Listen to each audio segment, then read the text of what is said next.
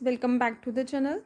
आज हम आपके लिए लेकर आए हैं क्लास 10th का एक important topic that is the chemical reaction and its type. तो first of all we have to know that what is a chemical reaction, right. तो अगर मैं एक केमिकल रिएक्शन की बात करूँ, आपको दो वर्ड्स यहाँ पे दिख रहे हैं, एक केमिकल और दूसरा टर्म दिख रहा है आपको रिएक्शन, राइट। तो सबसे पहले अगर हम बात करें, एक ऐसा प्रोसेस जहाँ पर आपके पास एक या एक से ज़्यादा सबस्टांसेस जिन्हें आप रिएक्टेंट्स कहते हैं, they will react and converted to form a different substances, right. जब आपके पास क्या कहा मैंने, आपके पास वन और more substances that is reactants, they converted to form one और more different substance.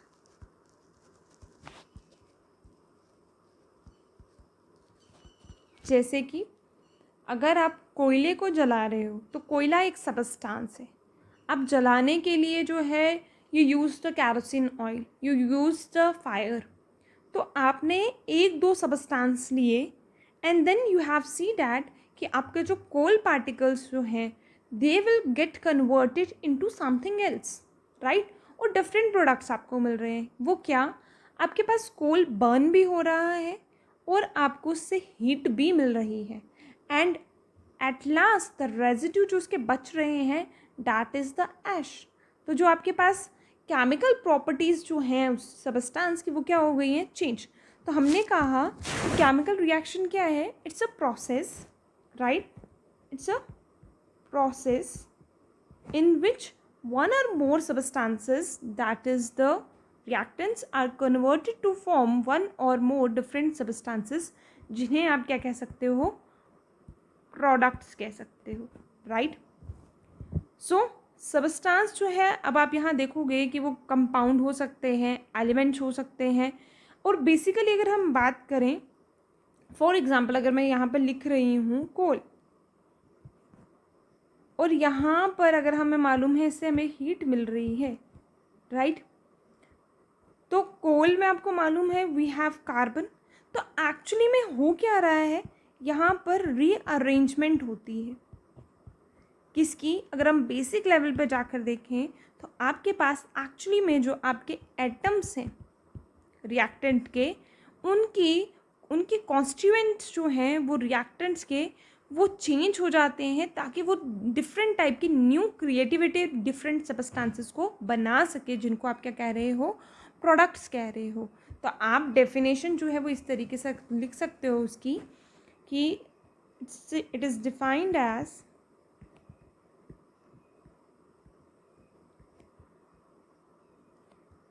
as a process in which a substance undergo a chemical change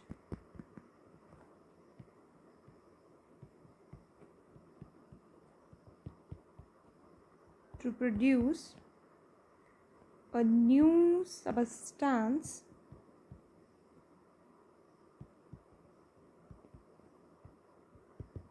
with entire new properties, right. इसे आप कहेंगे chemical reaction, right. Simple way में हमने बोला एक ऐसा process जहाँ पर आपके पास एक या दो से ज़्यादा सबस्टांस जिनको आप रिएक्टेंट बोल रहे हो वो कन्वर्ट हो रहे हैं किन में, किसी अदर कंपाउंड में, जिन्हें आप क्या कह रहे हो, प्रोडक्ट्स कह रहे हो। And then we have so many different types of chemical reaction in our syllabus. Likewise we have decomposition reaction, we have combination reaction, we have displacement reaction, and we have double displacement reaction, we have, आप इसी को precipitation reaction भी कह सकते हैं साथ ही, we have neutralization reaction, right?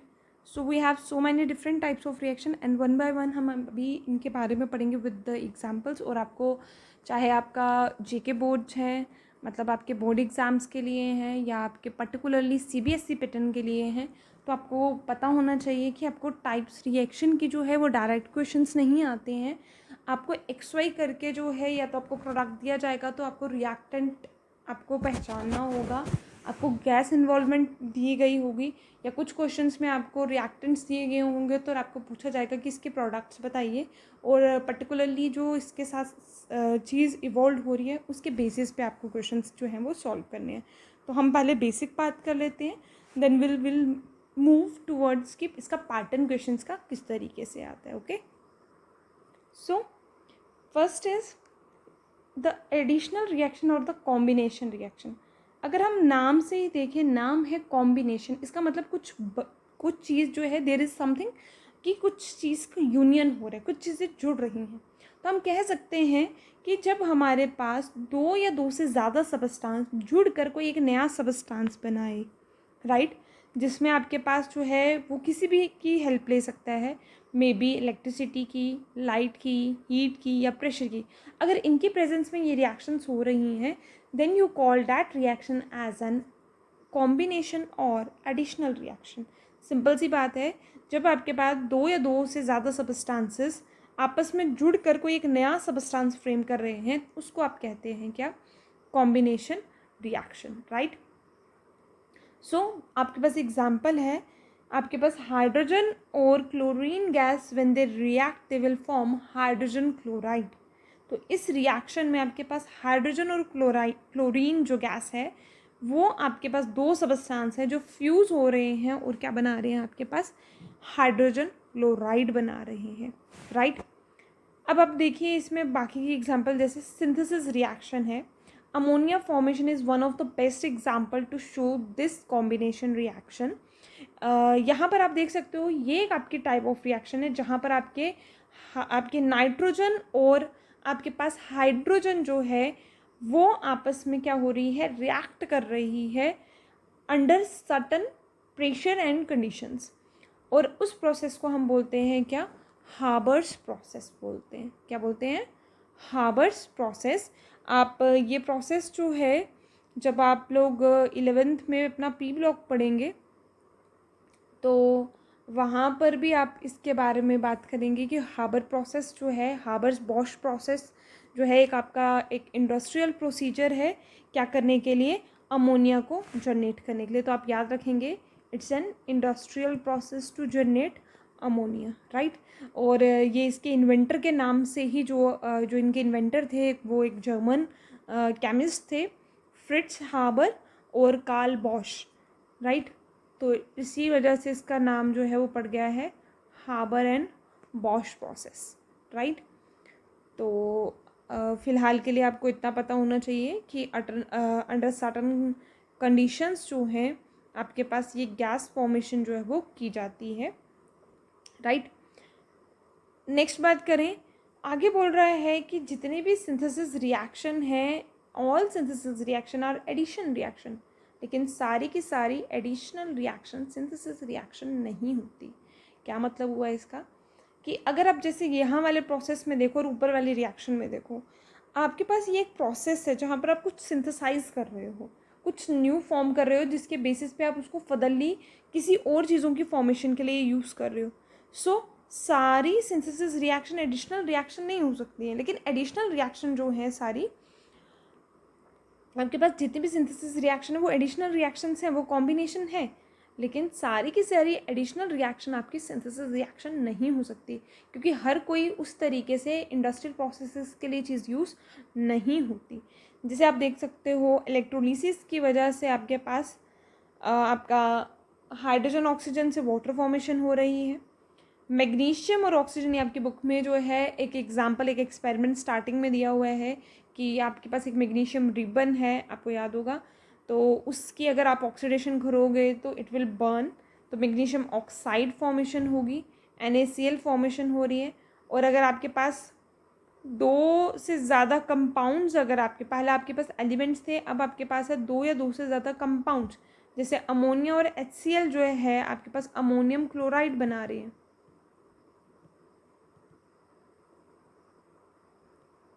Right. Similarly calcium oxide और आपके पास कार्बन डाइऑक्साइड आपके पास क्या बना रहे हैं, कैल्शियम कार्बोनेट, कैल्शियम कार्बोनेट। और यही रिएक्शन आपके पास एक एक्सपेरिमेंट है, आपके बायो में भी है और आपके केमिस्ट्री वाले पार्ट में भी है।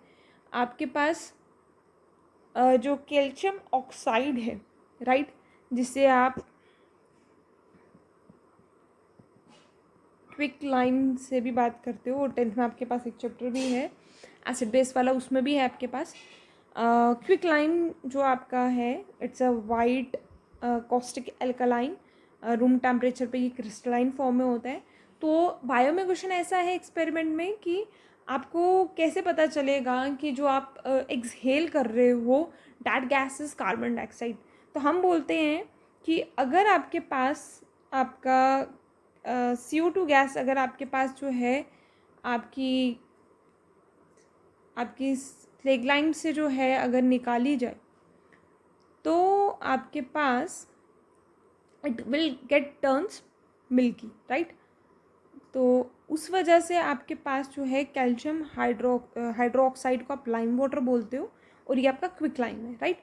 कैल्शियम हाइड्रोक्साइड जो है वो आपके पास बनता कैसे है, जब आपका कैल्शियम ऑक्साइड ये वाला, और अगर आप इसमें क्या करो, आपके पास जो ये पार्ट है कैल्शियम हाइड्रोक्साइड आपका बनता है जब आप वाटर को कैल्शियम ऑक्साइड में डालते हो। तो डैट मीन्स वो रिएक्शन आपकी कुछ इस तरीके से होगी, this one that will forms calcium hydroxide, जिसे आप स्लेक लाइम बोलते हो, राइट।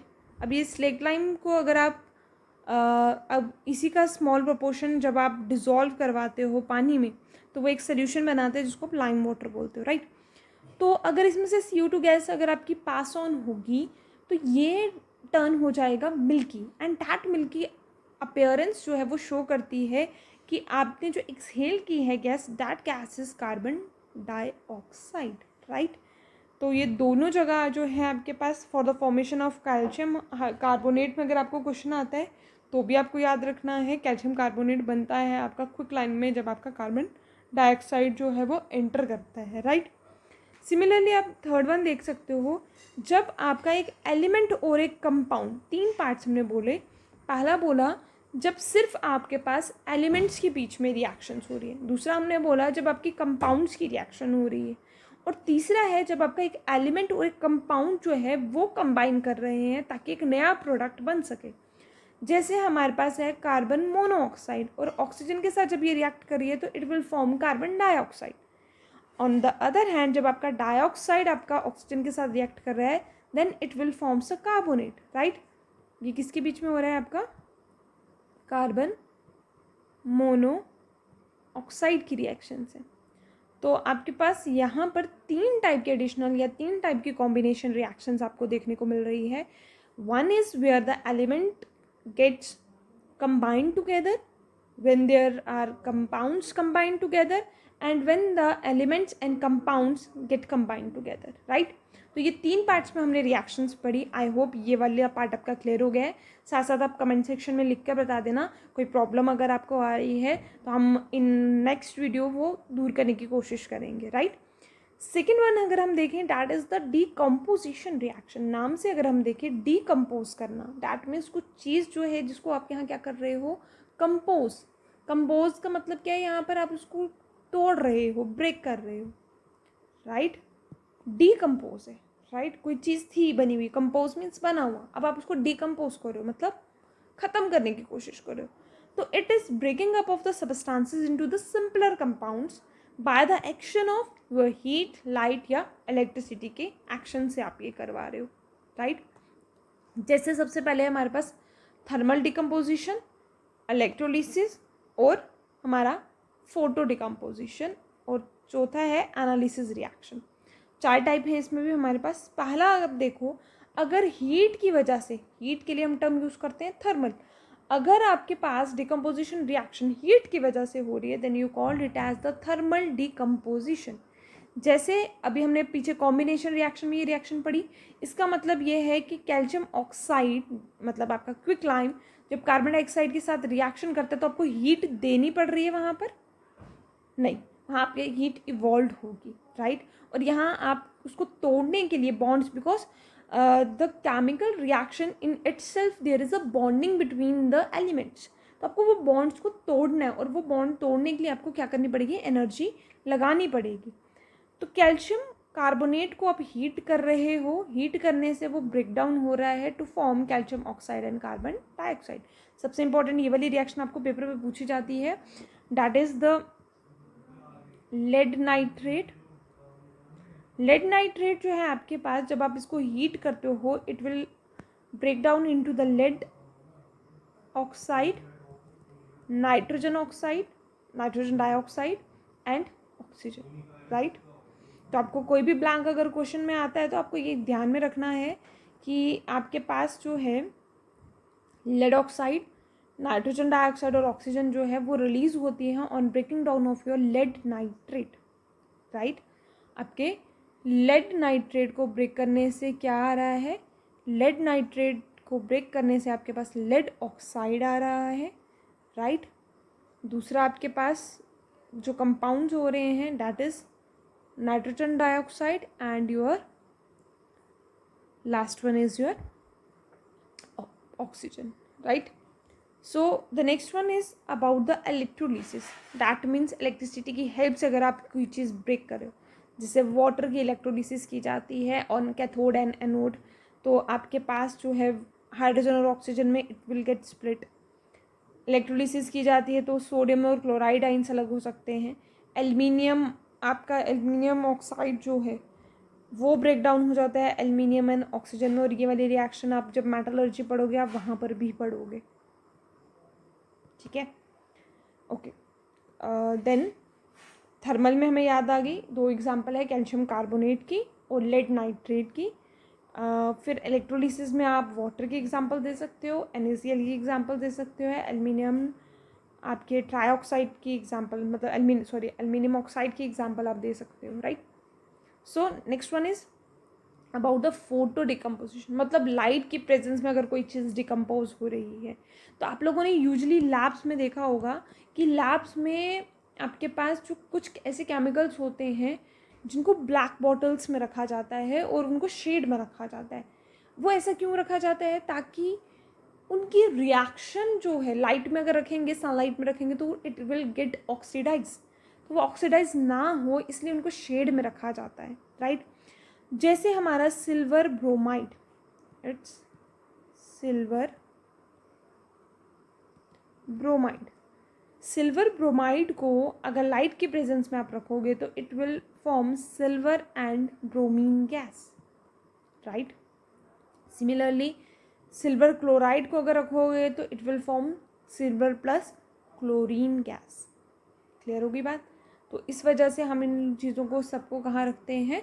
शेड में रखते हैं, सिल्वर ब्रोमाइड और आपके पास silver chloride, right. Silver bromide अगर आप देखोगे तो it's yellow colour, soft pale yellow colour का जो है वाटर इनसॉल्युबल सॉल्ट होता है, ठीक है।